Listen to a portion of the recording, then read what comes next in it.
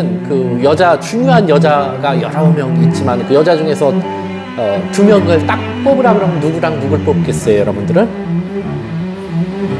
성모님하고. 성모님이 마리아잖아요. 막달레나 마리아? 하와는 아니에요? 그렇잖아요. 이게 최초의 저기잖아요. 인간인데. 근데 이때 하와하고 마리아하고 조금 다른 게, 하와는 그 창세기에 나오는 하와는요, 어머니로서의 어떤 그런 존재라기보다는 인간이라는 그 측면이 더 강해요. 인간. 왜 그래요? 하와는 어디서 나왔다는 것이 강조돼요. 아담의 갈비뼈에서 나왔다는 거죠. 그래서 하와는 뭐를 했죠? 하느님과 같아지기 위해서 불순명을 했잖아요. 그죠? 선악과를 따먹었고. 그래서 두 번째 그 하와를 누구에 비유합니까?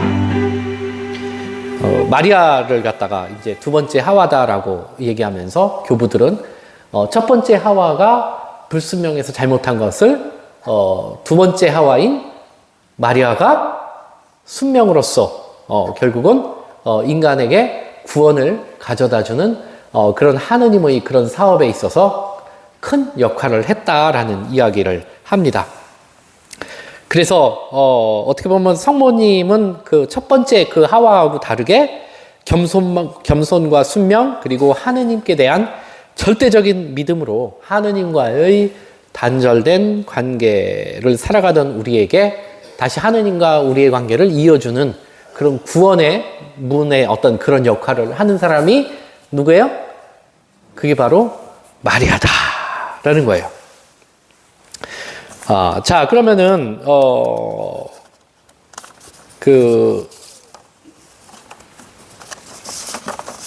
우리가 여러분들 지금 다 성모님 레지오 마리에도 하고 또 이제 곧 있으면은 성모성월이잖아요, 그죠? 자, 그럼 우리는 이 성모님의 모습을 통해서 우리는 무엇을 배워야 하는가? 보통 믿음을 배워야 돼요, 순명을 배워야 돼요라고 이야기를 하는데 겸손을 배워야 해요라고 얘기하는데 그것은 다 뭐예요? 다 같은 말이죠. 결국 다 연결되는 거예요. 제일 먼저 나오는 것이 뭐냐면 성모님을 통해서 우리는 무엇을 배울 수 있느냐? 바로 믿음을 배울 수 있다라는 거예요. 믿음이란 뭐예요? 하느님의 권능에 참여하는 거예요. 하느님의 권능에 참여한다는 것이 뭐죠? 하느님이 이 세상을 만들고 다양한 어떤 당신의 계획이 있을 거 아니에요. 그렇죠? 그 계획이 뭐예요? 그게 바로 하느님의 그런 권능에 의한 창조 사업이고 거기에 동참하는 게 뭐예요? 그게 바로 믿음이에요. 여러분 오늘 성소주일이잖아요. 그 성소주일이라는 것은 뭐예요? 부르심이고 그 부르심에 대한 무엇을 요구하는 거예요? 인간에게. 믿음을 1차적으로 순명을 요구하는 건데 그 순명의 전제가 뭐냐면은 믿음이에요. 믿음. 하느님이 나를 부르셨다라는 것을 믿는 것.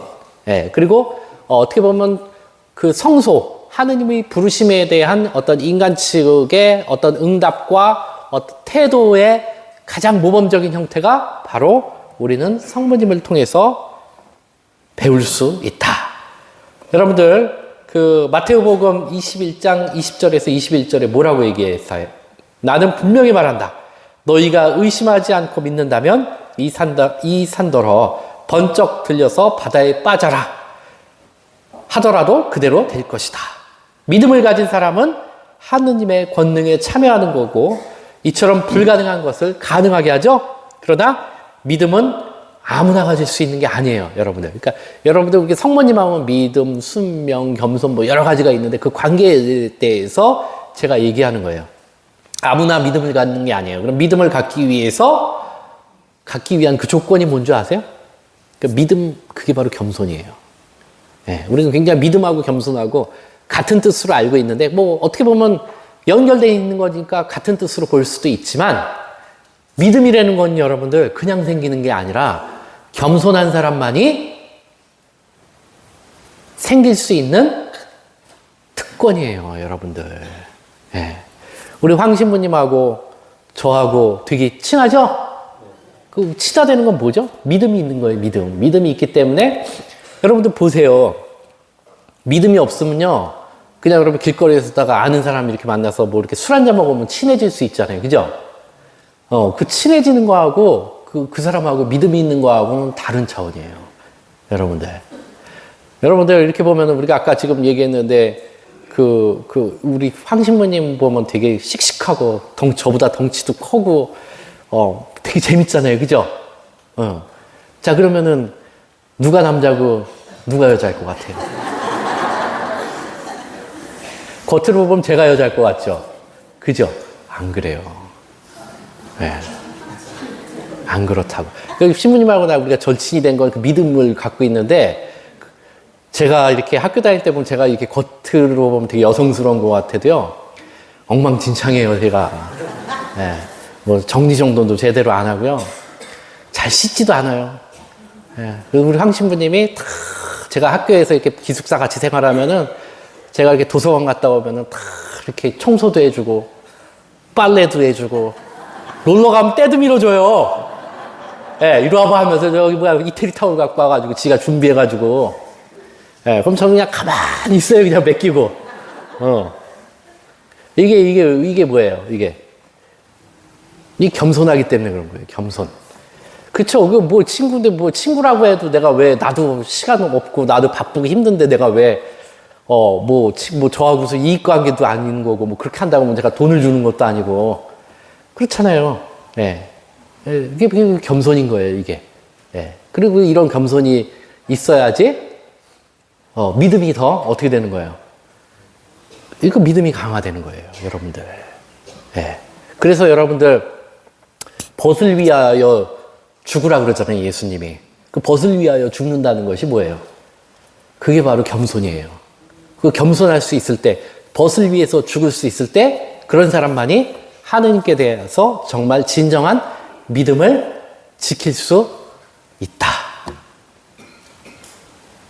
여러분, 제가 이렇게 얘기했다 그래가지고 우리 신부님한테, 신부님 저도 오늘 허리가 아픈데 청소 좀 해주세요. 밥 좀 내주세요. 그러면 안 돼요? 아셨죠? 네. 그렇습니다. 네. 그래서 어떻게 보면은 믿음은 아무나 가질 수 있는 게 아니다. 참으로 겸손한 사람만이 가질 수 있는 특권이다. 그래서 자신을 주장하거나 내세우지 않는 사람, 또 자신을 뽐내거나 자랑하지 않는 사람, 또 다른 사람을 밟고 위에서 서려고 하지 않는 사람, 이런 사람들이 하느님의 뜻을 받아들이고 겸허하게 하느님의 말씀에 순종할 수 있는 사람만이 정말 믿음을 가질 수 있는 그런 조건이다라는 거예요. 자, 그러면은 바로 마리아의 위대함이 바로 여기에 있다라는 거예요. 그러니까 결국 겸손하기 때문에 마리아는 하느님께 믿을 수 있었던 사람인데, 그 처녀가 어쨌든 임신을 했잖아요, 그렇죠? 그래서 고민에 빠진 그런 마리아가 세례자 요한의 어머니 엘리사벳을 찾아갔을 때 엘리사벳은 마리아에게 이렇게 인사했습니다. 여인 중에 복되시며 태중의 아들 또한 복되십니다. 엘리사벳이 마리아를 복된 여인으로 칭송하고, 오늘 우리는 성모님을 외울 때마다 마리아를 복되신 분이라고 일컫는 것은 마리아가 바로 이런 겸손을 통해서 믿음을 얻었고, 또 그 믿음을 통해서 하느님의 뜻을 받아들인 사람이기 때문에 바로 우리는 엘리사벳이 성모님에게 했던 이 고백을 기도로서 매일매일 우리도 함께 이 엘리사벳의 고백에 동참하고 있는 것이다 라는 거예요. 자, 그러면은 어떤 그 겸손하고 이 겸손을 통해서 우리가 믿음을 얻고, 이 믿음은 바로 하느님의 부르심에 대한 순명으로 이어질 수 있다. 자, 왜 도대체 이게 겸손, 믿음, 순명으로 이어지는 거거든요. 이 세 가지 단계가 그래요. 예. 그리고 그럼 이 마지막에 이게 뭐예요? 이 순명이라는 건 뭐죠? 바로 하느님의 부르심과 관련된 거예요. 직접적으로. 하느님의 부르심은 결국 이 겸손부터 시작하지만, 실제적으로 하느님의 부르심이 무엇인지에 대한 구체적인 어떤 응답은 바로 겸손, 믿음, 순명 안에서 이루어지는 거거든요. 순명이 응답하는 거잖아요. 자, 그러면은 도대체 왜 하느님은 이렇게 복잡한 세 가지 단계를 통해서 인간을 부르실까? 왜 하느님의 부르심 자체가 행복한 거예요? 불행한 거예요? 결과는 행복하지만 과정은 쓰디쓴 것이 뭐예요? 하느님 부르심의 속성이다. 하느님 이 순명은 바로 그래서 이 고통을 전제로 한다라고 생각하시면은 빨라요. 예, 빠릅니다. 자, 여러분들 결국 그 진리라는 거, 예수님이 진리잖아요, 그죠? 진리라는 것은 그 자체를 진리가 이제 드러나는 그 과정 자체가 고통스러운 거예요, 여러분들. 여러분들 뭐라 그래요? 항상 이 TV에 나오는 그 정치인들이나 사람들이 연속극이나 이런 데서 보면은 뭐예요? 진실이 드러나는 과정이 어때요? 굉장히 가슴 쫄리죠? 여러분들 보면은 그 연속극을 보세요. 우리 뭐 정치 얘기는 민감하니까. 연속극 보면 어때요? 뭐 출생의 비밀부터 시작해가지고 막 실패를 하잖아요. 그죠? 그리고 막 주인공이 있으면 막 주인공을 방해하는 놈이 막 나타나고 주인공이 막 진짜 거지가 되고 막 나락으로 떨어지잖아요. 그러다가 나중에 어떻게 돼요? 진실이 뭐 한 16회다 그러면 한 14회 정도부터 진실이 이렇게 하나씩 두 개씩 드러나면서 어때요? 악당은 이제 곤란해지고 결국 주인공은 다시 행복한 그런 구원을 얻는 것이 뭐예요?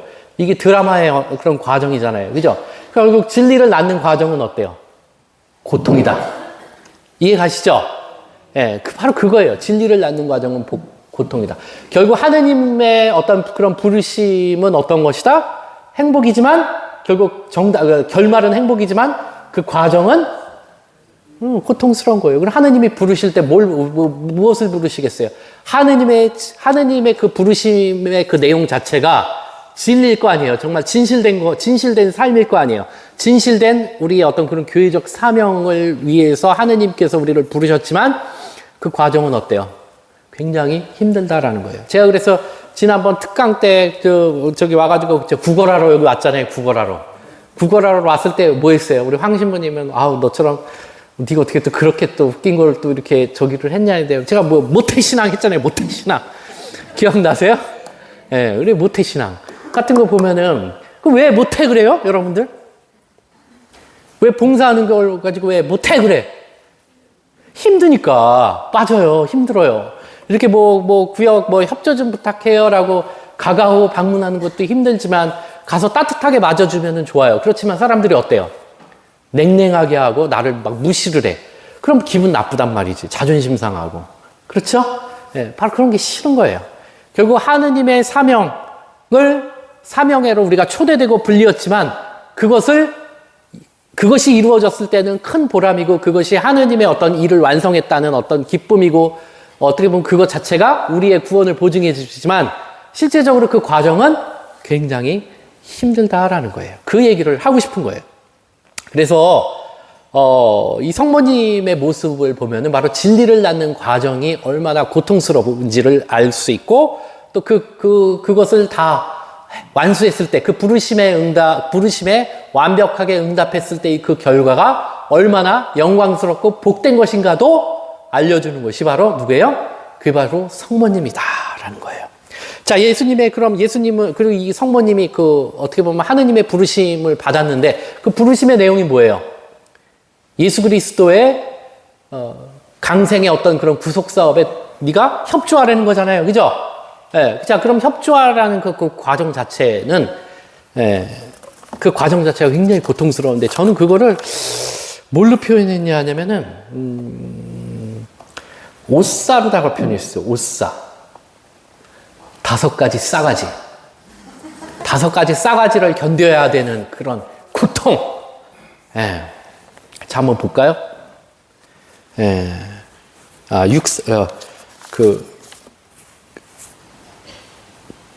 여러분들 그 부모 속을 썩이는 그 자식을 뭐라 그러죠? 나쁜 자식을? 그 싸가지 없는 놈이라 그러는 거야. 근데 내가 이런 싸가지 하면은 내가 하는 건 괜찮아. 남들이 하면은 싫죠? 왜? 나에 대한 모욕이거든, 그게. 내가 내 자식한테 싸가지 없다라고 얘기하는 건 괜찮아. 근데 남들이 그러면 싸가지라는 건 뭐예요? 싹이 없다는 거예요. 그 근본이 없다라는 뜻이거든, 그게. 자, 이게 무슨 얘기냐.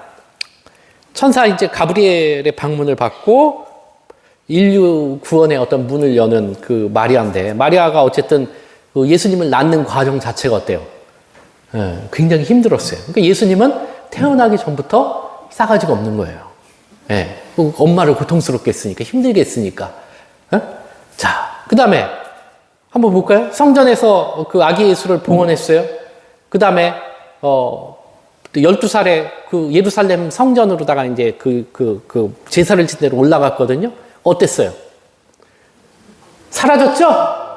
예, 네, 가출했어요. 가출해가지고 엄마 속을 엄청 애타게 태웠는데 그 자식이 뭐라 그래요? 나는 아버지의 집에 있어야 되는 줄 모르겠습니다. 모르겠습니까? 라고. 그거 당연한 거 아닙니까? 라고 얘기했어요. 얼마나 싸가지 없어요. 뭐라고 대답해야 돼요? 그럼. 엄마 미안해요. 잘못했어요. 내가 어떻게 이렇게 왔는데 해다 보니까 이렇게 놀다 왔네요. 이렇게 얘기해야 되는데 싸가지 없이 어떻게 얘기했어? 나 아버지의 집에 내가 있는 게 당연한 건데 날 왜 찾냐고. 그랬어요. 그 싸가지가 없어요. 두 번째고 그게. 세 번째는 언제적 싸가지가 없었을까? 예수님이. 가나의 혼인잔치에서 물과 포도주로 이렇게 변했을 때 사람들이 너무 좋아했잖아요. 이 술 맛이 좋다고. 그래서 이 술을 좀 더 얻을 수 없냐라고 얘기하니까 그럼 예수님한테 가서 내 아들 예수가 이걸 만들었으니까 가서 이 애미가 시킨 거니까 더 갖고 와라 라고 얘기했어요. 그랬더니 어떻게 했을까요? 때가 아닌데 뭐 내가 이건 만들 수가 없지? 라고 얘기하면 엄마는 어떻게 되는 거예요? 거기서 망신을 당하는 거죠. 그렇잖아요. 그죠? 망신을 당했어요. 정말 싸가지 없는 자식이에요. 그죠? 엄마 이렇게 좀 면도 좀 세워줄 수도 있는 건데. 그렇잖아요. 자, 그 다음에 또 뭐가 있을까요? 네, 그 다음에 이제 인류 구원의 사업을 성취시키고자 고통받고 숨을 거두실 때 십자가 아래서 아들의 죽음을 지켜본 마리아. 이거 진짜 왕싸가지죠. 이거야말로. 자식이 부모보다 먼저 죽었어. 그것도 보는 앞에서 당당하게. 뭐 병 걸려서 죽은 것도 아니고 불의의 사고로 죽은 것도 아니고 지가 스스로 십자가를 올라가서 지가 죽은 거야. 엄마 앞에서. 그러니까 진짜 싸가지 없는 거고. 그 다음에 여러분들 싸가지의 끝판왕이 어딘 줄 아세요? 자, 여러분들 참 이거 성경은 요한복음은 굉장히 이걸 되게 아름답게, 사도행전은 되게 이걸 아름답게 이게 표현했어요. 성령이 강림하심으로써 교회가 그 모습을 드러낼 때 거기에 뭐 마리아도 있었다. 뭐 얼마나 아름다워. 그리고 이분이 바로 내 어머니다. 라고 이제 요한에게 또 이렇게 부탁을 하잖아요. 요한복음하고. 자, 그러면은 중요한 게 부활하시고 난 다음에 여러분들 이거하고 똑같은 거야. 이제 군대 갔는데 휴가를 나왔어. 그럼 어디를 가야 돼요? 엄마한테 가야지. 그럼 어디로 갔어요? 친구한테 갔어. 그렇잖아요. 네. 심지어는 여자친구한테도 갔네. 뭐 여자친구 농담이고 마리아 막달레나한테 가고 다 갔어. 다 나타났어. 근데 성모님한테 나타났어요? 안 나타났어요. 이게 뭐야 이게 지금. 얼마나 싹바가지가 없어. 맞아요. 이거를 뭐라 그럽니까? 이게 결국 이게 어떻게 보면 성모님의 운명에 닥친 이 싸가지의 그 운명이에요. 이게 바로 이 고통이에요. 이게 제가 말을 이렇게 되게 좀 뭐 어떻게 보면 경박되고 어떻게 보면 되게 불경스럽게 표현을 했지만은 그 이해하기 쉽게 하기 위해서. 왜냐면 제가 이렇게 말을 재밌게 할 수 있는 재주가 없어서 이렇게 그냥 좀 기억에 남으시라고 이렇게 과격한 용어를 썼는데 그만큼 성모님은 어땠어요? 이걸 좀 우아한 표현으로 바꾸면 이게 바로 고통인 거죠. 진리를 낳는 과정은 이렇게 고통스러운 것이다.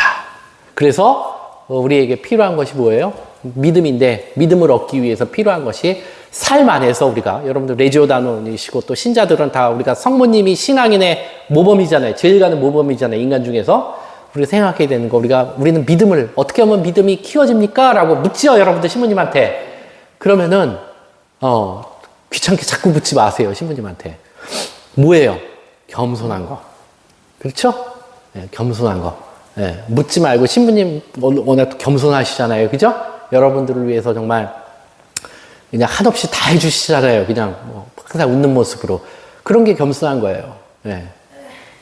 그죠? 내가 너무 이렇게 노골적으로 이렇게 친구를 갖다가 이렇게 신격화하나? 죄송합니다.